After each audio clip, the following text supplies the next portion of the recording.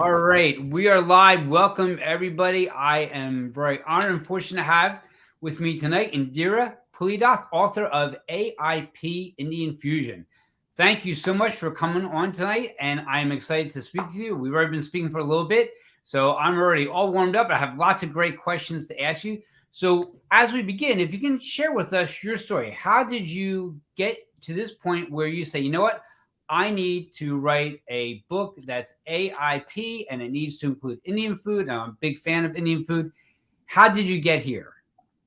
Yeah, that's a great question. First of all, thank you, Dr. Kaye, for having me. And it's that's a great question. So, how did I get to that point? And it was not, not a great jolly ride. I can assure you of that. It was a lot of tribulations, and it was a lot of hardships. So where I was first diagnosed with RA in 2015, middle of summer of 2015, and it came on to me like really, really strongly. I was a really an unusual presentation, and you will probably agree with that. With your experience, what my rheumatologist said was he's never seen a presentation like this where somebody like just gets RA bang on, and they are like all the joints affected, so it's like one day I was really doing great, and the next day I'm in bed, literally. So that was my situation, and I kept thinking, like, what the heck just happened to my body, and so it was like emotionally very harrowing too, as you can imagine.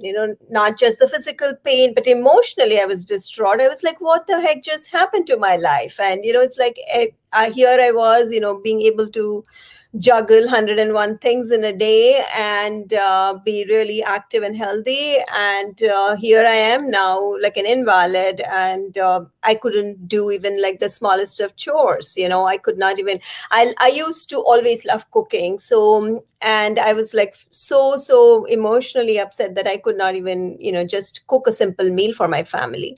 Because all my, especially my finger joints was really badly affected. So if I could, if I start chopping vegetables, then within 10 minutes all my fingers would like swell up and flare up, and I would not be able to even move them. It would be like so painful.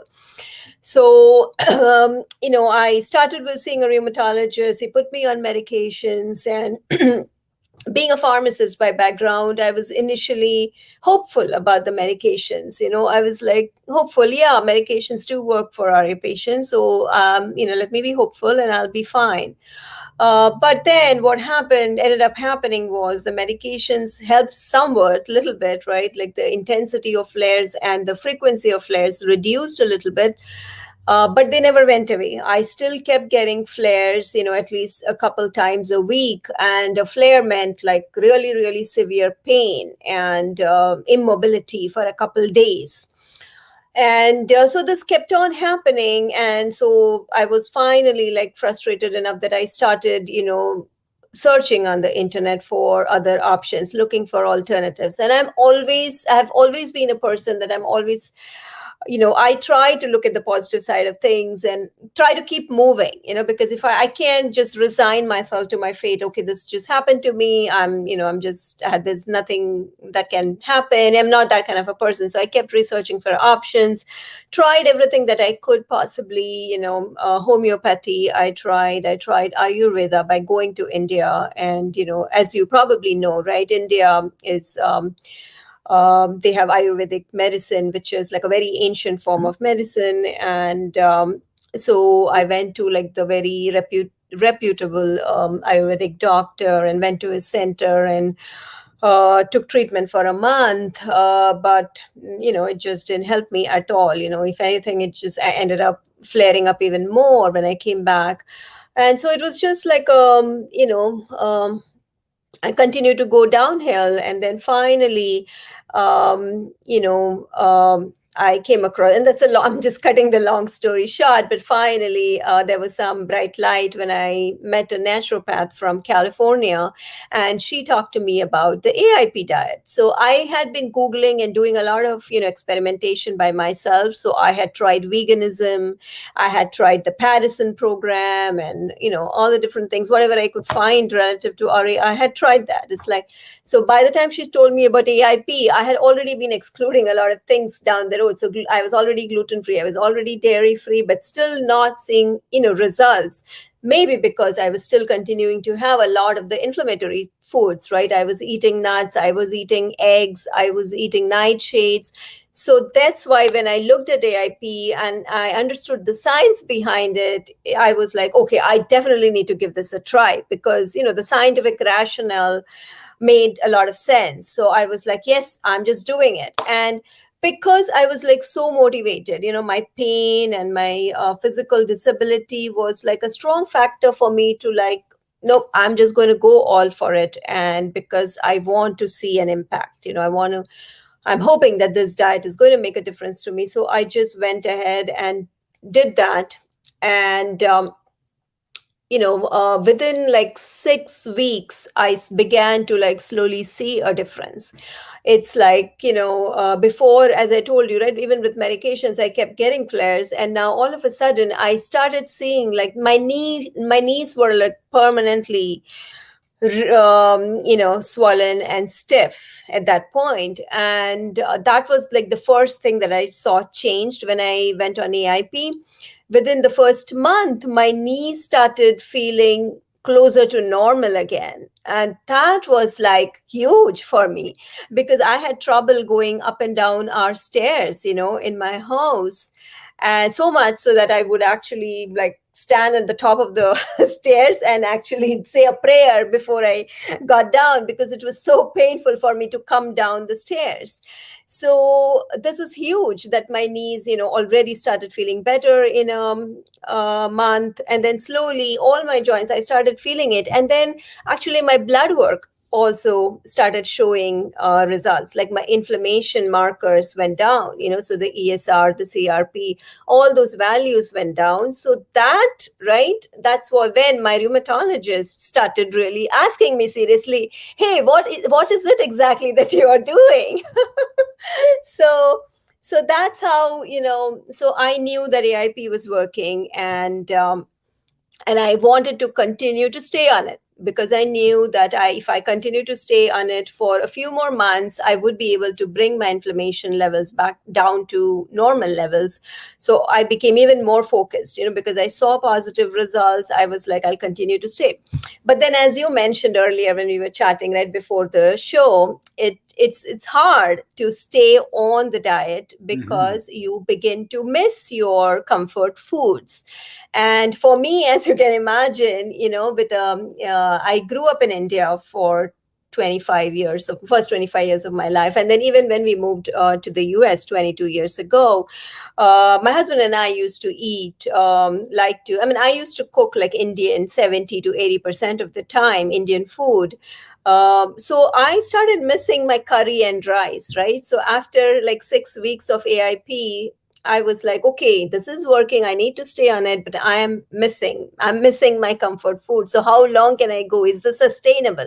Right. So to make it sustainable is like my brain started like, thinking. And it was a good thing that I loved cooking. And now that I was, getting better slowly, I was able to, slowly get back into the kitchen. So that's when I took that opportunity. So that all of 2017 was me trying experimenting in my kitchen to take the natural cuisine, southern Indian cuisine that I grew up with, take that and try to adapt that to the AIP world. And and thankfully there were a lot of things that helped. So the part of India that I am from, that is Kerala, which is southern India, we also eat a lot of root vegetables, like the cassava root and things like that. So there are a lot of as you can see from the recipes, right, Michael, since you have my book, So those recipes kind of helped me, and then I tried to make certain changes so that it fit the AIP template. And slowly and steadily, I became more and more comfortable in it. And so that's when, like, right, a full year of doing all this. And then after that, so since 2018, this has been on the back of my mind that, I need to write all this down. I started blogging. And so my blog, Cook to Nourish, has a lot of the AIP recipes. But then I felt like, a book would be so much more helpful to a lot of people. Because it would give them something different, because some class I started also practicing as a nutritionist. I came across people who were also feeling challenged by the AIP diet, who felt that they can do it, but that it becomes boring after a while, that there's no flavors, and it's kind of hard to keep it interesting. So that's why I thought that combining that AIP with the Indian flavors would be a good thing and might help a lot of other people, just like it helped me. And I'm thankful for all the encouragement that many people gave me, like the leaders of AIP. They definitely, once I told them that I'm writing this book, they were all very, very encouraging, and that also kind of helped me to go ahead and do that. And finally, in 2020, I was able to do that. I think the COVID lockdown helped a little bit, because that's when, like, all your other activities are limited, and you're like, okay, now's the time to write a book. Right. It gave you focused time, though, so that it kind of worked to your advantage. So I'm Right. going to ask you to put on your nutrition therapy practitioner hat right now and talk a little bit. You said RA, which is rheumatoid arthritis, for those who are watching. Let's talk a little bit about what autoimmune and autoimmunity is, and then we can talk about some of the diagnoses and disease that are autoimmune, but people don't realize that it's autoimmune. When you say rheumatoid arthritis, they don't think autoimmune; they just think, well, I've got some arthritis, right? Right, right. Autoimmunity. Same thing with thyroid, with Hashimoto's, right? Not understanding that that's autoimmunity. MS, autoimmunity. So we can talk a little about what autoimmunity is, and we can share a little bit about what those diagnoses look like. Yeah, absolutely. So, and I know that you probably know a lot more about this too. But I'll tell you what, in simple terms, like what I try to tell my clients. So, autoimmunity happens when your immune system is not functioning properly. So, there is an imbalance.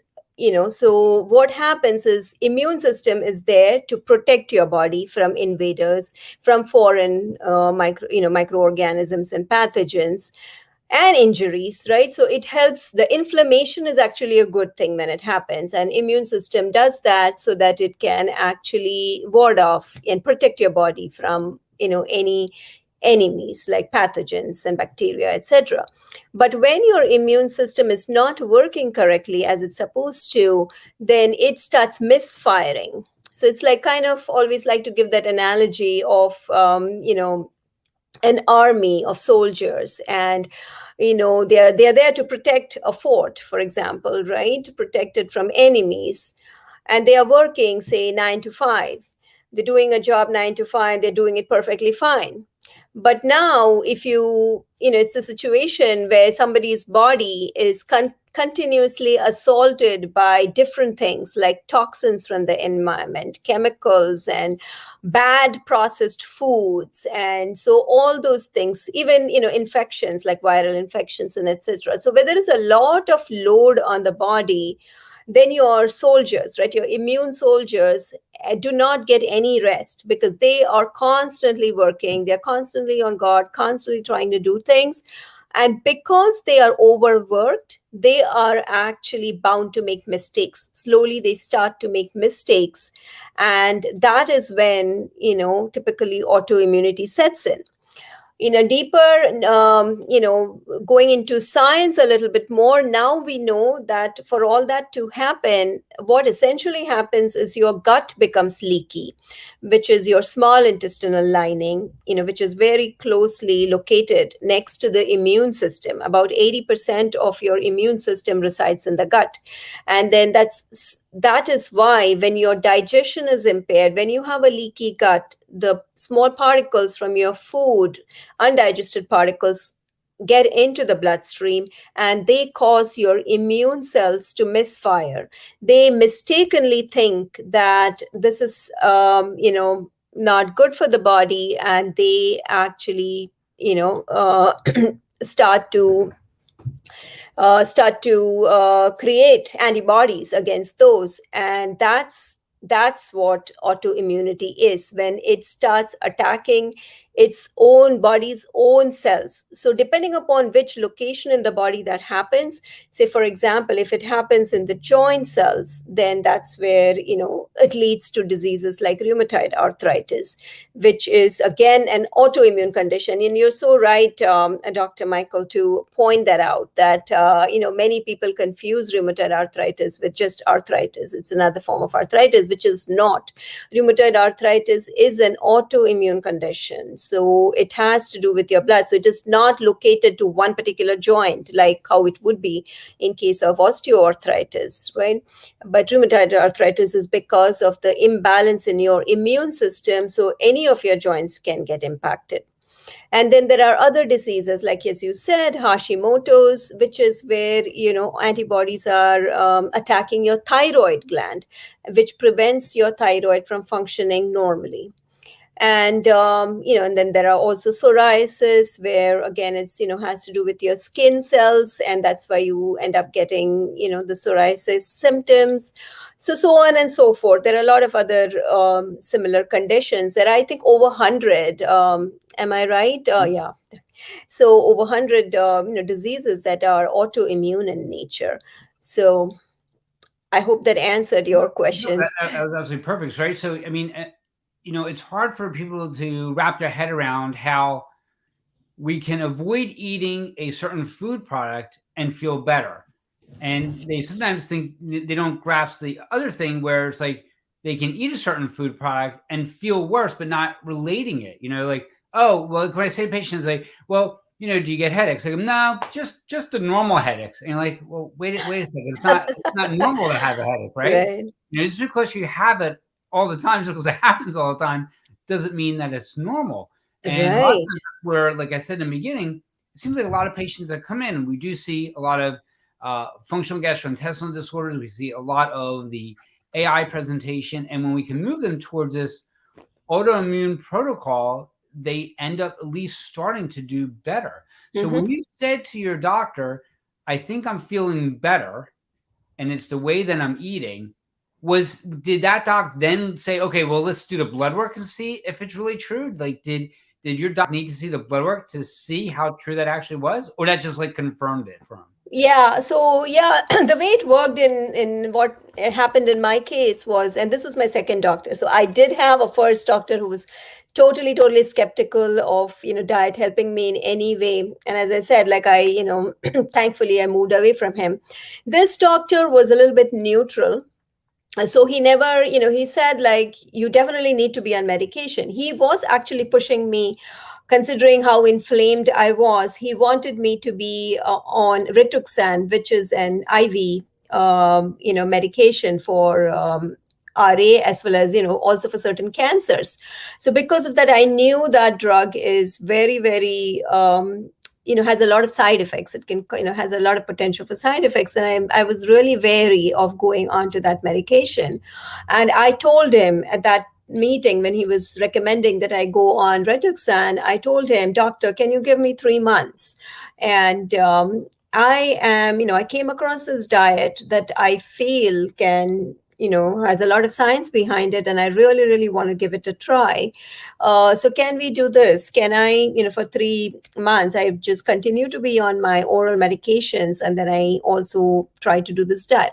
So he told me, and maybe because the way I approached it, I kind of told him rationally that if it doesn't work, we'll always come back to the Rituxan. And I told him that way too. I said, say if it doesn't work out, I know that the Rituxan will always be available for me. So he also laughed off, and he's like, yeah, I know it'll be available. So that's how we left it, and then, but he told me, the good doctor that he is, he definitely told me to continue to do my blood work every month. because my ESR levels were like in the 60s at that point. So he definitely wanted to see what happened. And that was really a great thing on his part, that he, made me do my blood work every month, because of that, he actually, he was probably asking me to do that because he felt that maybe it'll go even worse, right? Right. Okay. Right. So he had his suspicions, but it actually worked other way around. And the first month that I went to him, he saw that it actually went down. It was still high because, from 65 something to it came to 40s, but he saw that it had dropped. And then every month it kept dropping. And then by the end of the third month, I was actually under the normal range. I was in the normal range. And that was it. Like he said, oh my goodness, Indira, what is it that you've been doing? Please continue doing that, because I have never seen, somebody like reduce their inflammation levels so fast as you have, in just 3 months' time. So then he became more and more interested in what I was doing. And, I'm kind of person that I am. I like to talk about science. So I started talking to him about AIP. I actually sent him a lot of the links, of Dr. Sarah Ballantyne's articles and her website and everything. And so slowly he really understood. And he was, so he is actually a biggest supporter now and an advocate. So he actually recommends his patients that you should consult with Indira, because, she knows how diet can help you. So That's excellent. It's great that you work with a doc who can have the insight to grow. Yep. And they can consider something else like for their patient. So it's wonderful. Yes. Now a lot of patients will tell me, but listen, Dr. Kaye, AIP is so restricted, and they're angry that they can't eat what they want to eat again. And if they can just get on it, they can feel a little bit better. Like we talked about, if they can change what they're eating and they get a little bit of that physiological buy-in, they'll test the waters to see if it worsens, but then they start feeling better when they remove certain foods. Then we can move forward, right? So we almost have to have that challenge. Right. So what can't I eat on AIP? So, right, that's the big question. They always say, well, what can I eat? I'm like, well, you can eat a lot of things, right? But what can I eat, right? So let's talk about the top foods that you would take away and say to somebody, hey, we're going to remove this, but it's not going to be forever. So we got to give the caveat, right? Because it's not better, right? It's not a forever kind of thing. So what foods can one eat on AIP? Let's talk about that. What they can eat. Yes. So, and that's a great thing. That's how I like to put it too. Focus on what you can eat. So in general, I would say vegetables, should be like the main thing that you focus on. Lots of vegetables, because they are so nutrient dense. And then your meat or fish or seafood protein, right? So think about and then fruits along with your produce, all vegetables and fruits, and then meat, seafood, as well as there are some certain for flavorings, you can use a lot of the fresh herbs that are available. Most of those are AIP compliant, except for the nightshade spices and the seed-based spices. So there are also, nuts and eggs and, other things that are potentially inflammatory that we need to avoid. But in terms of what you can eat, there are really a lot of options, because once you look at, the vegetables, and if you look at like the things to avoid, and if you go to the autoimmune wellness site, you can download, things to avoid and things to eat. So when you look at the things to eat, and that's how I motivated myself, when I was there, because when I said like, okay, things to avoid, I look at it one time and I know then what I need to avoid. But then I was like, I put the things to eat up on my refrigerator, and that's the thing that continued to motivate me. It's like, okay, yeah, I have so many vegetables. So there were vegetables that I had never tried before. There were things like parsnips and a lot of other vegetables like rutabaga, and so those were things that I had never tried before. So I took it as an opportunity, to go to go when I go to the grocers to really pick up something that I've never tried before. And fruits are another great option, that you are able to eat fruits. Not that your diet should only be fruits, but eating a balance of, sweet and sour fruits, that's actually a good option. Those can feel like a treat as well. And then definitely focusing on the protein from an organ meat, eating organ meat because it's nutrient dense, eating grass fed beef, good quality organic pastured chicken or poultry, and also seafood. So the way I do AIP, or I look at AIP, is definitely all those meat portion is there because they are nutrient dense, as long as you make sure that they are from well raised animals and not from the commercially raised animals, because those are the ones that are problematic, right? Many a times people have that question when we say that AIP allows you to eat meat. They're like, really, meat is inflammatory, right? So the problem with inflammatory is only because you're eating bad quality meat that has been raised in badly injected with hormones and chemicals and all those things. But if you focus on grass fed meat and pastured poultry, and then seafood, right? So the seafood, I really like to ask people to focus more on seafood for their protein, trying to increase the number of times that they eat seafood in a week, some 3 to 5 times at least in a week to eat seafood, like wild caught salmon, any other wild caught fish, cod, those are like white fish that comes to mind. Those are my favorite: flounder, haddock, and then also shellfish, oyster, shrimp, and all those kind of things. Really, even in seafood, actually, you can explore a little bit. That's another area where I see a lot of my clients, and even though they say they eat seafood, when I ask them what did they eat, or if I look at their food journal, it'll only be like salmon, 2 times, 3 times a week salmon. But there are lots. Salmon is good for you. It's definitely very good for you. But there is opportunity to increase your repertoire there too. Just kind of eat a little bit more of other fish too, because that way not only will you get variety in your diet, so that you don't get bored with salmon, right? Because otherwise, if you keep eating only salmon every week, then at one point you're going to say, oh, I'm done with salmon, I don't want salmon anymore. So that's why too it's very, very important that you kind of rotate and try the new fish out there.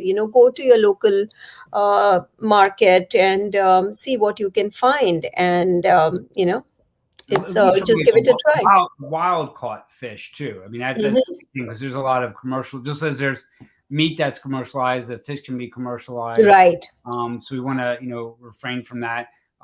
So let me ask this question: do you? I find it sometimes challenging when I have a vegetarian or a vegan patient, and their protein is so low, and I try to get some more protein into them, but sometimes it's a real challenge. Yeah. How do you, from a nutritional therapy practitioner perspective, what do you share with them? I mean, because you got to get the protein up. The problem is if we get too much up on one side, it creates an imbalance, Yeah. and we got B12 issues, we get D issues, and Yeah. stuff like that. Yeah, absolutely, absolutely. So, yeah, the first thing I do is I'll ask them if they're open to eating fish, right? Which, if they're really hardcore vegetarian or vegan, most of the time they will not be open to that. So, I do get a lot of such clients of Indian origin who are vegetarian by birth, and they are not open to eating fish at all, or any other meat. So then I have to work with them. What I do is, I use the AIP template in order to focus on nutrient density in terms of like maximizing the variety of vegetables and things like that.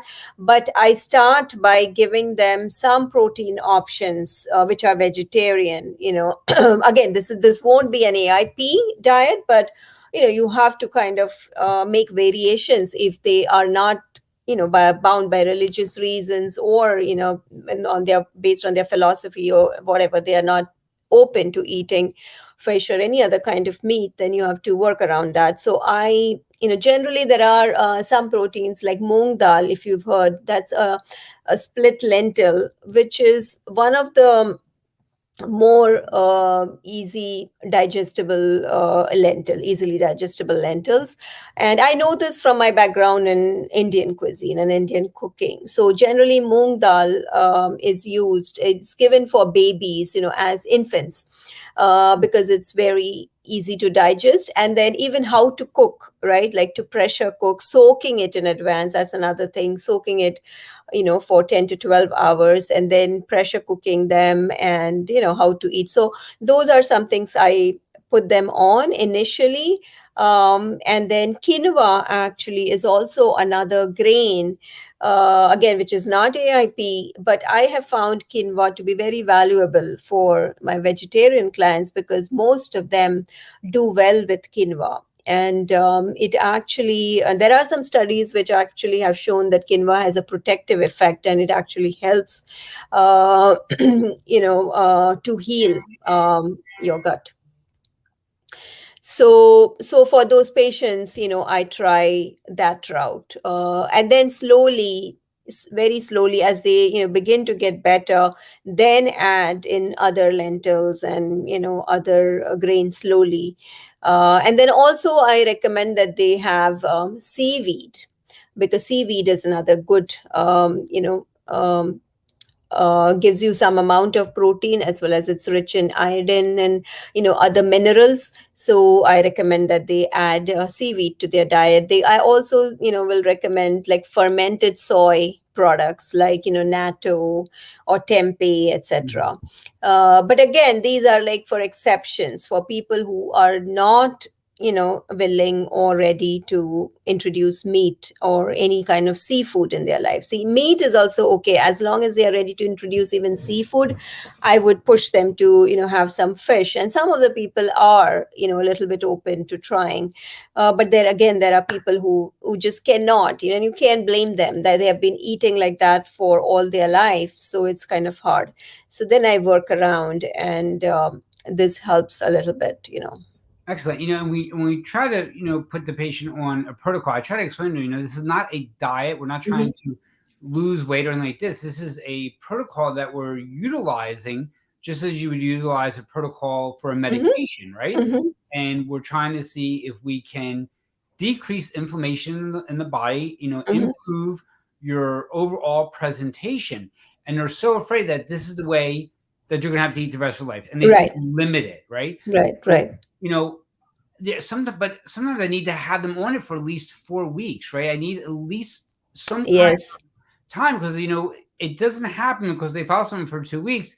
Doesn't mean that all of a sudden like everything is gone. And it's amazing. Like we've seen some things like change around like week 6, week 7, Yeah. right? So it takes a little bit of a time.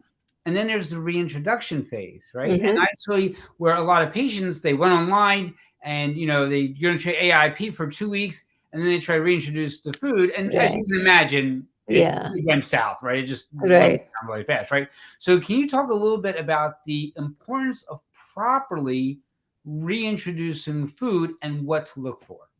Absolutely. And that's such a great point. I think that's something that people need to understand. That two things, right, that you mentioned that are really important. AIP, number one, is an elimination diet, meaning that it is not meant to be, for life. That's a short-term diet. It's a diet that can help you heal your body, heal the leaky gut, which is, the root cause of your inflammation and your autoimmunity. So as you begin to get better, as your symptoms begin to get better, then you can slowly try to do the process of reintroduction, meaning reintroducing some of the foods. Now you cannot ever introduce again. Like gluten is one thing that we recommend that you never ever introduce again. And then processed foods are other food, like anything processed which has artificial stuff in it, we recommend that you do not ever introduce. But all other, natural foods you can try and reintroduce. And Dr. Sarah Ballantyne, who created the AIP protocol largely, she also has recommendations on what foods to introduce when.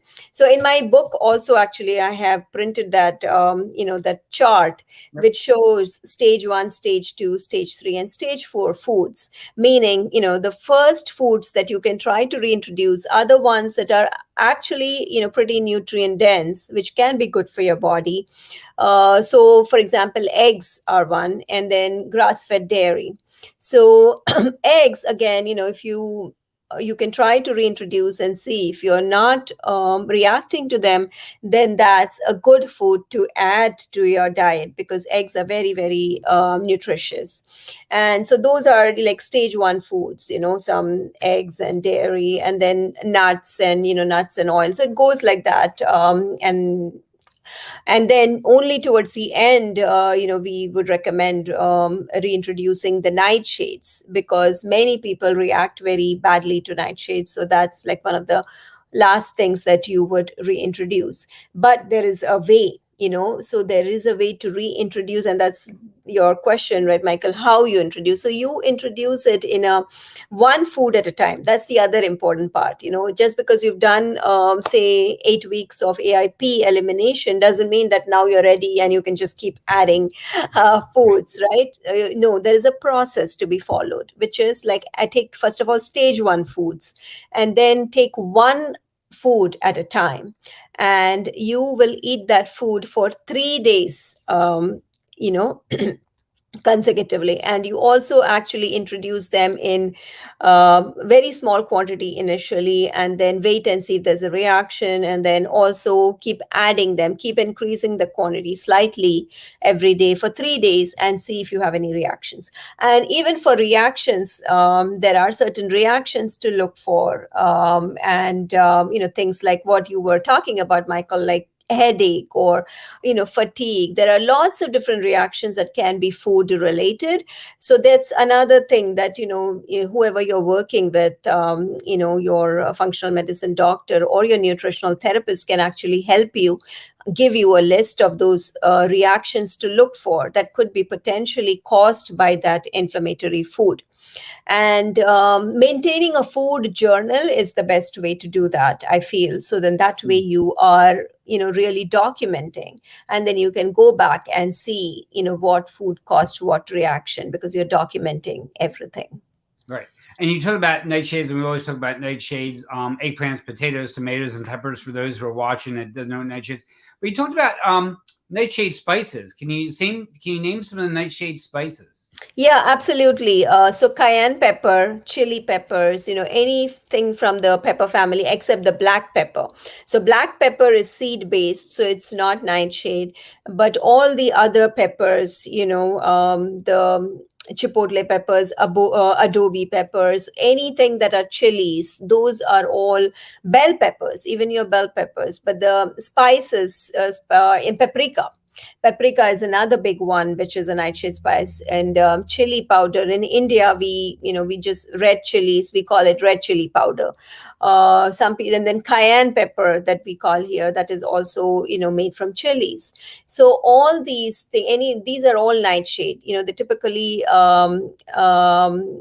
will have a lot of heat, and that's why they provide a lot of flavor. Like in a lot of Mexican food and Indian cuisine use a lot of chilies, and also African and Caribbean cuisine also uses those chilies.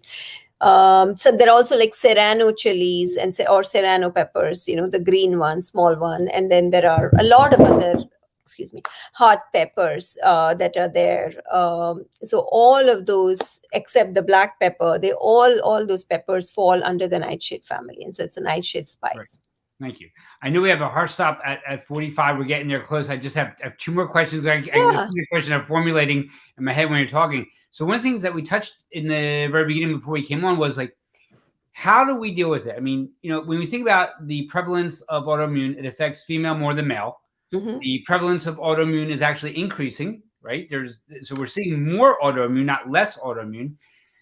How, as most females, the matriarch of the family is doing all the cooking. So when the question is, how do you balance? I have to cook for myself because I need a certain protocol, and then I got to cook for everybody else.